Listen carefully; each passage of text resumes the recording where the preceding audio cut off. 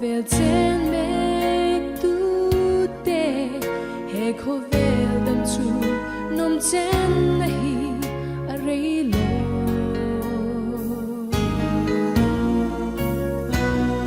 ti na tim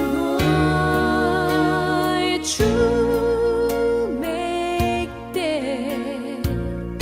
lal pa som na o chua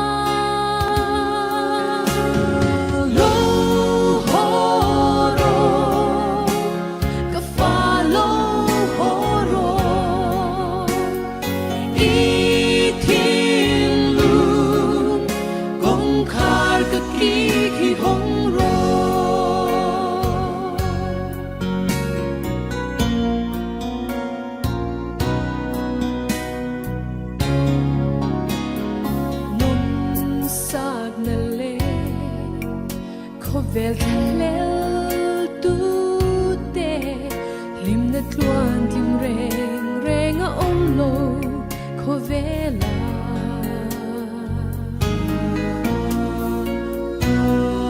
oral na kong so le tu te lal pa som na o chua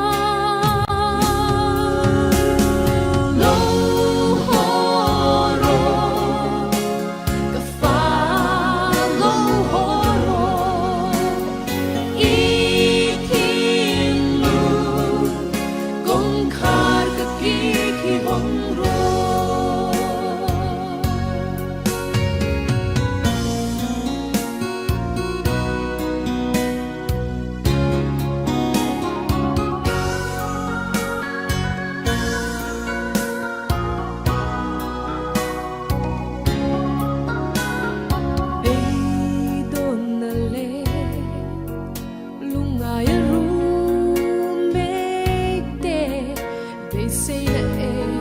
Krista panla ang ate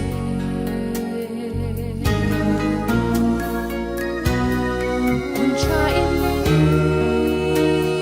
lang ngayon lalpasom na o chua